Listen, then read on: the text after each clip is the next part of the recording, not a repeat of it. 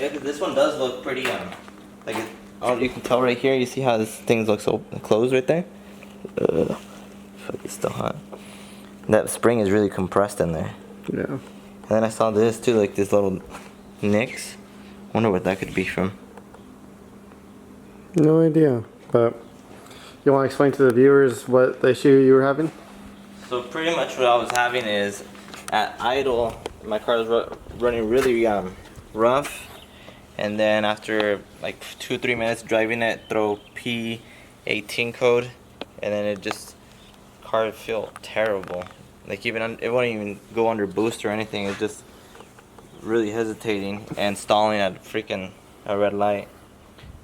So I was like, okay, well, there's something fucked up with my car, and it was only the left side. Only the left side. And if you guys remember from English Racing, they put in this hard line, and that fixed the issue with this side of the AVS. And now that's how I was having issues. But luckily, I got my heads back from out front a while back ago, and I had some AVCS solenoid sitting around, and we just plugged mine in. It's a different part number, but it seems to be working pretty well. The AVCS is back at 0. And test it out. Yeah, we gotta test it out. I know you guys were wondering a lot about where I've been and stuff like that, but it's been super busy. If you guys remember this car, this motor, well, you guys probably remember the motor more, but yeah, this motor is in there now. And then the same with this car over here. Let me show you guys. So with this motor, yeah, it's pretty much everything on this motor has been touched. Turbo kit, you even got the external oil cooler kit right there. It's pretty nice. And he's expecting to make pretty close to the 600 horsepower club. Exactly what, we're on the same setup as Jose's. Identical motor, just different turbo kit and front mount kit. So you can see this is all ETS parts. So yeah, should be pretty fun. The wheels, but yeah, enough talk about that. Let's go test it out.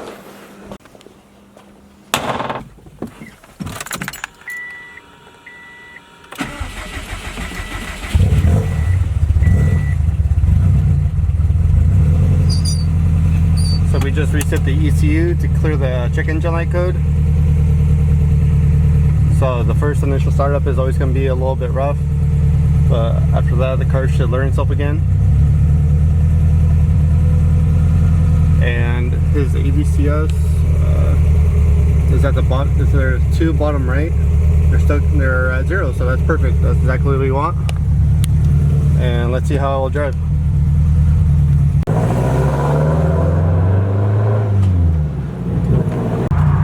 Jose, what's your thoughts on it so far? I don't know if it's gonna work here.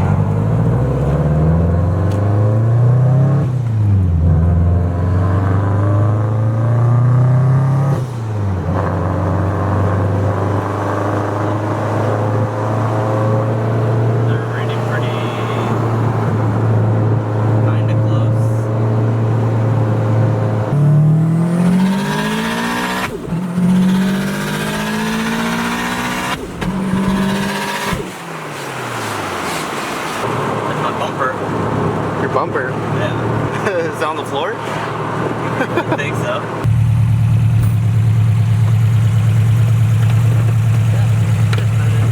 Well, this side too. That side just holds on pretty good. It's just that. Yeah. Oh shit. There you go. The right one hit 44. My left one hit 33. So 10 apart, which is better than one being at 0.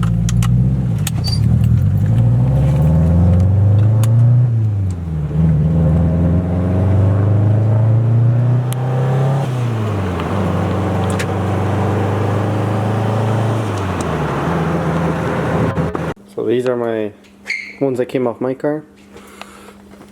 As you can see, they're a little bit different. Brackets. Yeah, well the brackets are a little bit different, but that doesn't matter.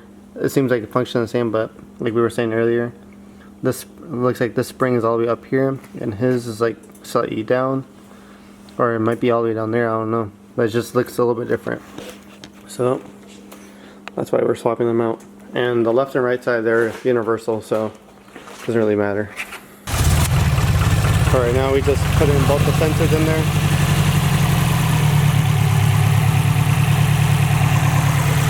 Gotta check for oil leaks as well.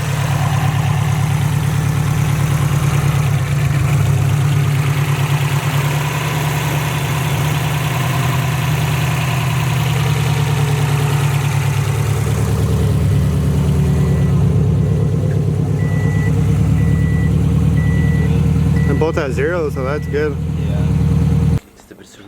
Damn, Jose. Always fucking up, huh? My car's always fucking up. I swear, I barely even drive in. When I do, it's something stupid. How is this thing still on? By hopes and dreams. Man, you're living life dangerously. Uh-huh. I have zip ties where they're not necessary. To over there. I know.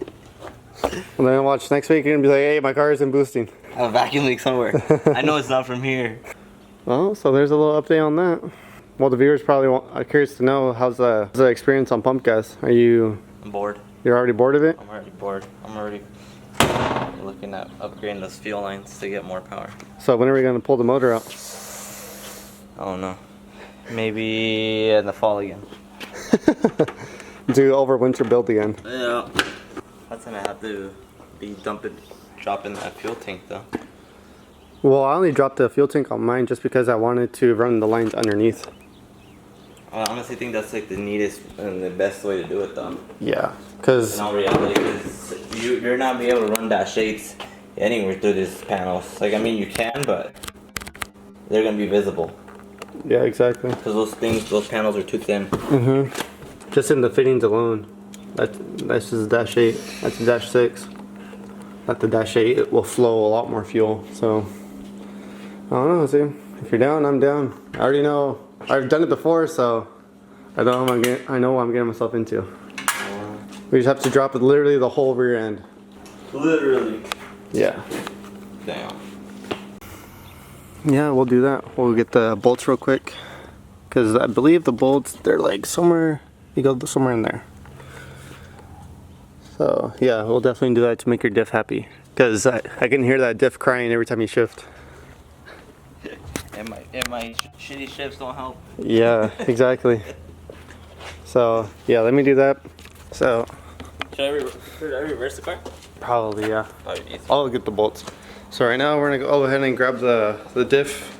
I think they're called the diff locking bolts, or I'm not exactly. Oh shit.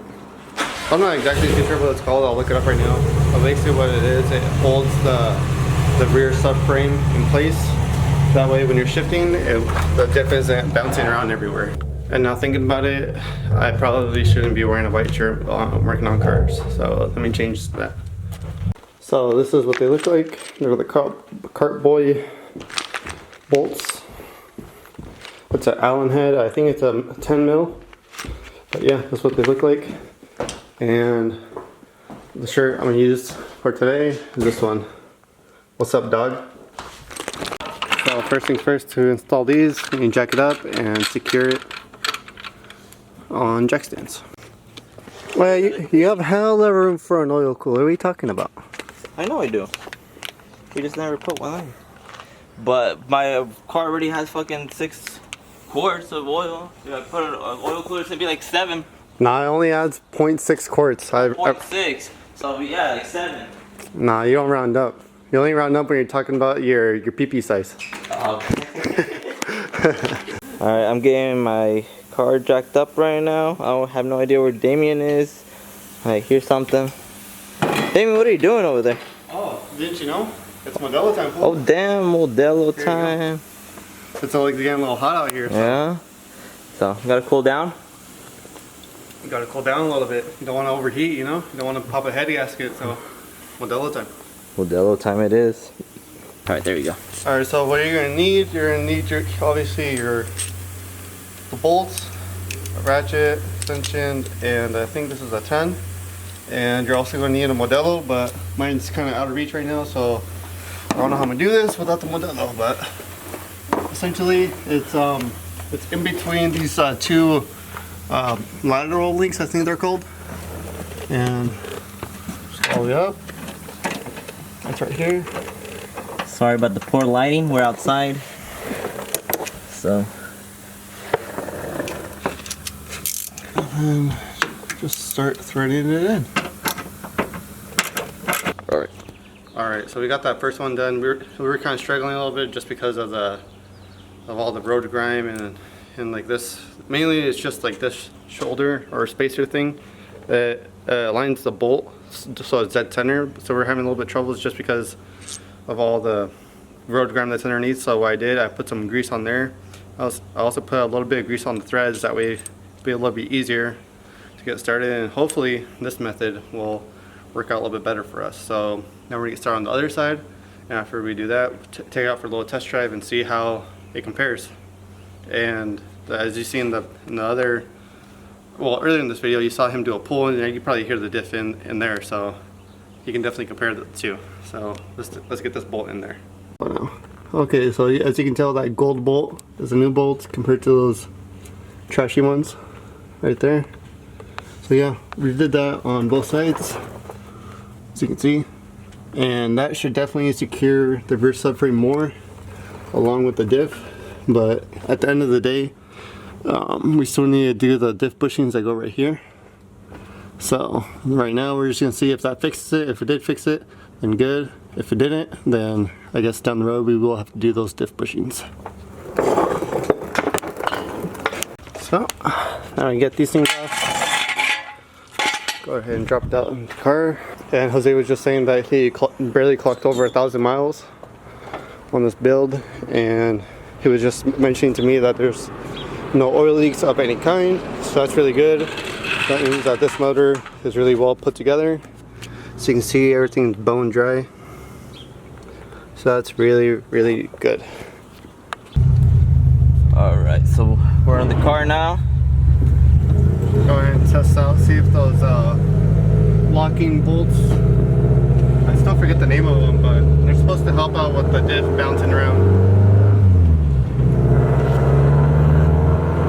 Also check the other right solenoid just to make sure they're both running right. But they're both at 0, not jumping around or anything, so I think that might have been fixed. Let's hope. So we're gonna test out.